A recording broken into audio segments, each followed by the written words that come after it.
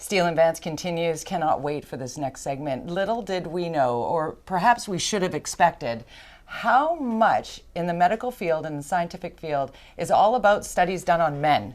Medications that you and I might take that were never tested with women, just men.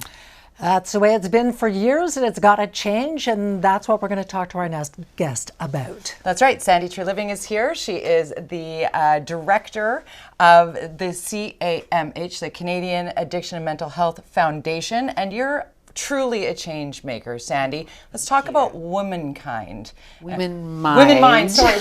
Well, womankind as well, but hashtag Yes. women mind. Yes, yes. So I am a director with Centre for Addiction and Mental Health. It's based out of Toronto. We are the largest mental health hospital in the country. And we are also building a first-class research center right on the campus of the hospital. We are shovels in the ground now, which is super exciting. But yeah, I became involved and really am digging in deep in the women's mental health space. And as I was learning about it, I realized that, wow, we are really so far behind, and we need to start making investments in ourselves. So Women Mind was born in March of 2020, right before COVID, which made it very hard to get out and be the advocate that I wanted to be.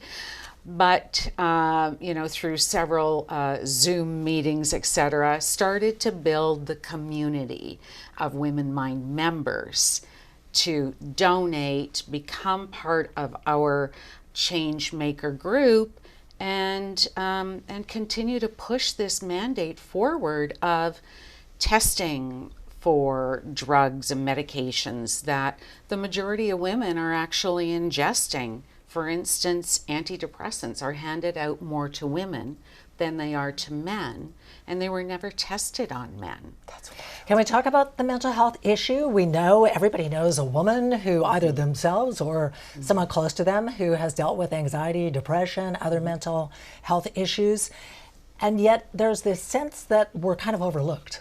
Oh, absolutely. And we are overlooked. I mean, more trauma-induced, you know, situations with women, and it's real. We are overlooked, and this is something that we're continuing to have these conversations across the country and educating women and really wanting them to become part of this change movement, because we have to direct the narrative for our minds and our bodies. We can't expect what has happened in the past for male researchers to be taking that on, because they don't experience the same things that we do. Right.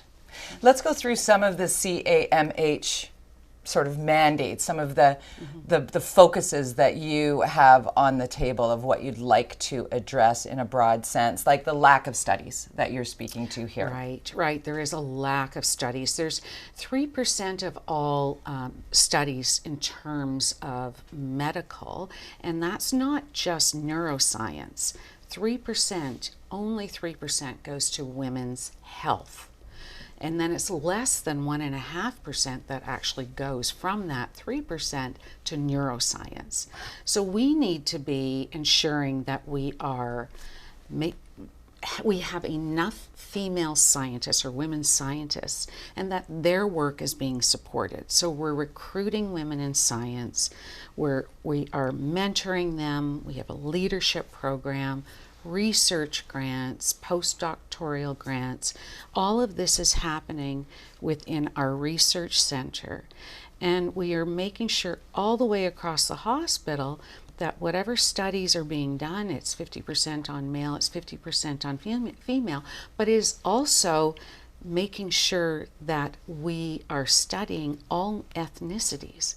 That has to be part of the science. Otherwise, the science is inaccurate, and that's what we've seen year after year. And you mentioned male researchers. We have a lot of men in the medical system at all levels. Is the goal as well to get more women elevated into these positions? Absolutely. Academically, women are typically in a lower level and don't seem to break that glass barrier as well. And there's for a lot of reasons that happens too, as in any workforce, right? Perhaps they're leaving to have children, perhaps they're looking after their parents. You know, women are caregivers, and this is something that we don't really think about. The caregiver role is so huge. And that doesn't mean that you walk away from every other responsibility, but if we're not looking after our caregivers, we're going to be in a bunch of trouble. We already are. Yeah. And we're already seeing that. But that brings us back to you being a change maker and wanting to ensure that this conversation is happening, because the assumption would be that that's already happening. That we're already looked after. Yeah. Yes. Not so much. You guys touched on depression and anxiety and the disproportionate level of both that women suffer, likely twice more likely to be diagnosed. We also have higher rates of distress, another piece of that same puzzle, especially with the COVID-19 pandemic. Many went home to work from home and then never returned. Yeah, absolutely. And there's a lot of women that have reported to us saying that COVID impacted them so dramatically and differently than their partners that yes, they actually are having a lot of troubles, and isolation was terrible for COVID for all of us, right? Yeah. And so we're seeing that they're not coming back into the workforce. You really have to make exceptions for women now. It really needs to be mandated, and if you're not doing that, then you're going to be short staff in your business. Is it like an old boys club, or is there some legitimate, conscious misogyny going on? I think there's a bit of this and there's a bit of that. That was a good question right there. But I also, I just think that man's speak has really been driven down for generations. And it's conversations that we need to have with our friends and our daughters. And like, you know what? No, it's actually, I see it a little bit differently. Maybe we just need to change and manipulate a little bit that conversation and the way that you're thinking about something. Women actually support other women. So don't believe the story that we have been told that we don't. Right. Because we do. Yeah. I talked to Jody and said, Jody, I'd love to come on your show. I'm happy to support you. Let's do this.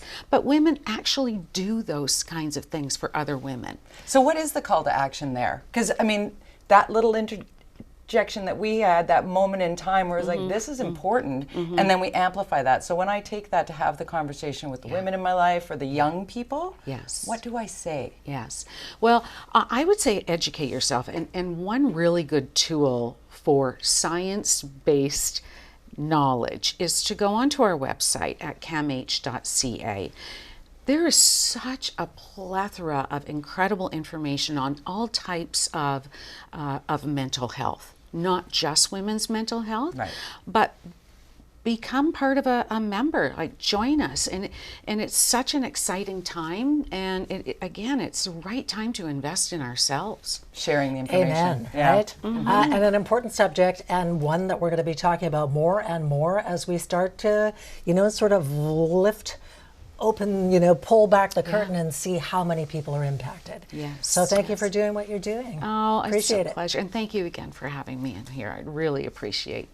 Thanks for coming in. Thank you. Woman Mind. Get into Woman Mind. Go to CHEK.ca for more information. SANDI TRELIVING very much forwarding this on a global scale and might be happening locally here as well. So keep your ears and eyes open for that. You can sign up with your email and be a part of the movement. You can also be a part of our conversations later in the show. We're going to talk decrim. The two of us have opinions, and it's a tough topic to tackle, but we will do it. Everybody's talking about it right now. Also, still ahead, she was blinded by her own husband, and now this Vancouver lawyer is fighting for other victims of domestic violence, and her story is being told in a new biography. You're going to meet her next. It's very wild that that story actually has a happy ending. How about this viewing party? This is a happy subject. Hello, Shannon and Langley. Thanks for entering. We have Editha, Marjorie, and Ari and Burnaby. Hello to everyone. What a cute puppy. And Katie and Henry and Squamish. Hello. And Lily in South Surrey. Thank you all for watching, and thanks for telling us where you're watching from. Viewing Party is brought to you by the BC RFA. Viewing Party at CHEKmedia.ca is how you get in on the fun. $100 at Tap and Barrel up for grabs at the end of the show.